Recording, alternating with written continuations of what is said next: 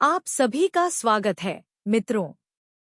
आज हम आयरलैंड की एक पुरानी कहानी सुनाने जा रहे हैं जो आपको एक नए और रोमांचक दुनिया में ले जाएगी। आयरलैंड की यह पारंपरिक कथा द फील्ड ऑफ बोलियंस है, जिसमें हम एक अनोखे और आकर्षक देश की यात्रा करेंगे। आइए शुरू करें। कहानी का नाम है बोलियान की झाड़ियां। टॉम फिट्जपैट्रिक एक युवक था जो वॉलकॉलिग में रहता था। वो एक किसान का सबसे बड़ा बेटा था और वो सिर्फ 29 साल का था जब उसे अपने जीवन के सबसे आश्चर्यजनक साहसिक कार्य का सामना करना पड़ा। आयरलैंड में फसलों का उत्सव मनाया जाता है। इस दिन साल का सबसे बड़ा पर्व होता है। उस दिन सब जगह अवकाश रहता है। सभी लोग आराम करते हैं, परिवार और समाज के साथ खुशियां मनाते हैं और गांव में एक साथ जश्न मनाने के लिए इकट्ठा होते हैं। लेकिन टॉम ने इस दिन भी काम किया। उसे खाली बैठना पसंद नहीं था और वो हमेशा कुछ न कुछ करने में ही लगा रहता था। तो उस विशेष छुट्टी पर भी खेत से चिड़िया और जानवर भगाने, जई बांधने और अन्य प्रकार के काम करने में व्यस्त था, जो आमतौर पर जो किसान की दिनचर्या होती है। अचानक उसने खेत की बाड़ के पास एक खटखट की आवाज सुनी, जिसने उसे चौंका दिया। वो ये देखने के लिए उठा कि ये आवाज कहाँ से आ रही है और वो बाड़ की ओर भागा, लेकिन शोर बंद हो गया। टॉम ने उस आवाज के आने का कारण खोजने के लिए झाड़ियों से झांक कर देखा तो उसने देखा कि बाड़ के पास एक बड़ा घड़ा रखा हुआ है और एक छोटा बूढ़ा आदमी उसके बगल में एक टीपाई पर बैठा हुआ है। बूढ़े आदमी ने एक नुकीली टोपी पहनी हुई है और एक चमड़े का एप्रन पहना हुआ था। टॉम ने बूढ़े व्यक्ति की नजरों से बचकर उसे करीब से देखा। छोटा बूढ़ा टिपाई से उठा। उसने एक छोटा प्याला घड़े में डुबोया और उसमें से कुछ निकाला। उसने प्याला तिपाई के पास रखा और तिपाई पर बैठ गया। फिर उसने एक जूते की एड़ी का टुकड़ा लिया और उसे अपने जूतों से जोड़ना शुरू कर दिया।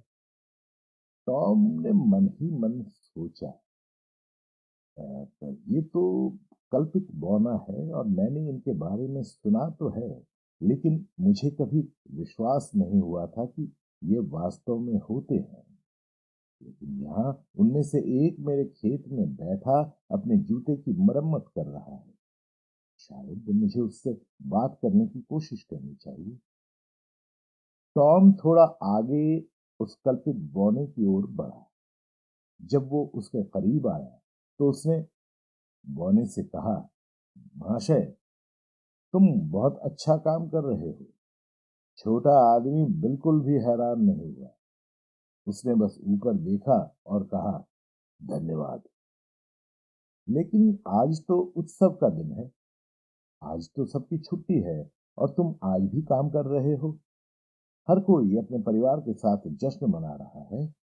टॉम ने बौने से पूछा, ये मेरा व्यवसाय है। कृपया आप अपने काम से मतलब रखें। बूढ़े व्यक्ति ने उत्तर दिया। अच्छा, तो बताओ कि उस घड़े में क्या है जो तुम्हारे पास है। टॉम अपने सवालों पर कायम रहा। ओह, इस घड़े में कुछ रस है, छोटे बूढ़े ने उत्तर दिया। किस चीज का रस? आपने इसे कहां से लिया? टॉम ने पूछा। मुझे ये कहां से मिला? ये मैंने स्वयं बनाया था। और क्या आपको पता भी है कि ये रस पूरी दुनिया में सबसे स्वादिष्ट रस है? छोटे आदमी ने कहा।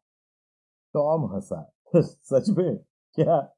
निश्चित रूप से मैं मूर्ख नहीं हूं जो आपकी बात पर विश्वास कर लूंगा है।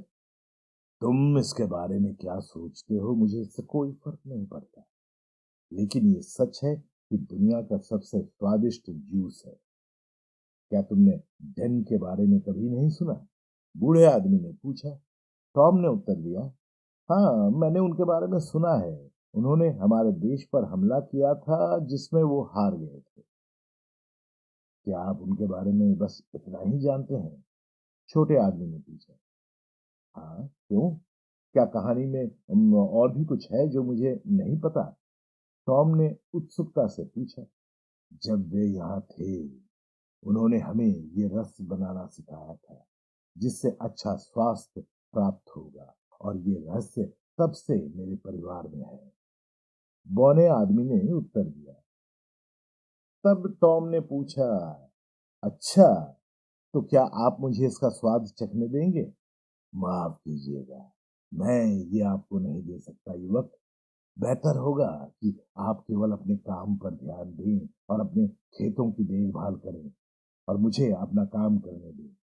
मुझे बेवकूफी भरे सवालों से परेशान ना करें। यहाँ समय बर्बाद करने से अच्छा है कि आप अपने खेतों पर ध्यान दो। जाकर देखो, कौवे तुम्हारे फसल खराब कर रहे हैं। टॉम इससे इतना हैरान हुआ कि वो लगभग पीछे मुड़ा, लेकिन फिर अचानक रुक गया। उसने पल भर में बूढ़े आदमी को अपने हाथ से जकड़ लिया, लेकिन छोटे बूढ़े ने घड़े को लात मार दी और रस जमीन पर गिर गया। टॉम इसका स्वाद नहीं ले सका। टॉम बहुत गुस्से में था। वो जानता था कि कल्पित बौने अमीर हैं और उन्होंने अपना पैसा और सोना कहीं छिपा दिया है। टॉम ने बूढ़े आदमी को धमकाया, मुझे पता है तुम्हारे पास बहुत धन है, मुझे बताओ कि तुमने अपना धन कहाँ छिपाया है। बूढ़े बौने ने टॉम के चेहरे पर लालच देख लिया था और वो जानता था कि वो अपना रास्ता पाने के लिए कुछ भी करेगा। इसलिए उसने कहा, "अब ठीक है, ठीक है, मेरे साथ आओ, मैं तुम्हें बताता हूँ कि मैं अपना सोना कहाँ रखता हूँ।" तो टॉम ने छोटे आदमी का हाथ लिया और उन्होंने कई खेतों और बाड़ों को पार किया। बौने ने जानबूझकर सबसे कठिन रास्ता अपनाया। अंत में वे एक महान मैदान में पहुंचे और बौने ने पीले फूलों से ढकी बोलियान की एक बड़ी झाड़ी की ओर इशारा करके कहा, बोलियान की इस झाड़ी के नीचे खोदो और तुम्हें तुम्हारा पैसा मिल जाएगा। तब टॉम को एहसास हुआ कि उसके पास तो ऐसा कुछ भी नहीं है जिससे वो खोदने के लिए इस्तेमाल कर सकता है। इसलिए उसने बोलियान के पौधे के चारों ओर एक रुमाल बांध दिया और एक फावड़ा लेने के लिए घर वापस आ गया। मुझे लगता है कि आपको मेरी जरूरत नहीं है, कल्पित बौने ने कहा। नहीं, टॉम ने उत्तर दिया, मुझे आपकी अब आवश्यकता नहीं है। अब आप जा सकते हैं। आप जहां भी जाएं, सौभाग्य आपका साथ दे। मुझे ये जगह दिखाने के लिए धन्यवाद। आपको अलविदा, टॉम फिट्जपैट्रिक, बौने ने कहा। इसलिए टॉम फावड़ा लेने के लिए अपने घर की ओर दौड़ा और उस जगह को खोदने के लिए जितनी तेजी से हो सके वापस आया। लेकिन वापस आने पर उसको ये देखकर आश्चर्य हुआ कि सभी झाड़ियों में लाल रुमाल बंधा हुआ था और खेत 40 एकड़ क्षेत्रफल में था। पूरे खेत को खोदने का कोई फायदा नहीं था, क्योंकि इसमें बहुत समय और परिश्रम लगने वाला है। इस प्रकार उसने पूरे खेत को खोदने का विचार छोड़ दिया और घर वापस चला गया। जब वो वापस जा रहा था, उसने अपने कर्मों का आत्मनिरीक्षण किया और महसूस किया कि उसका बौने की संपत्ति के प्रति लालच और असभ्य होना गलत था।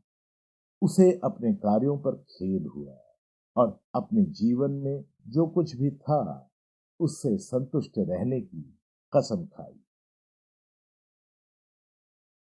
इस कहानी से हमें सीखने को मिलता है कि सच्चाई और ईमानदारी हमेशा जीतती है और हमें अपने जीवन में इन गुणों को अपनाना चाहिए।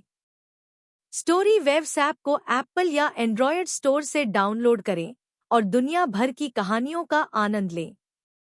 एक स्टोरी वेव सब्सक्रिप्शन एक महीने में $1 से कम खर्च होता है, जो आपके परिवार के लिए गुणवत्तापूर्ण कहानियों को लाने का सबसे सस्ता तरीका है।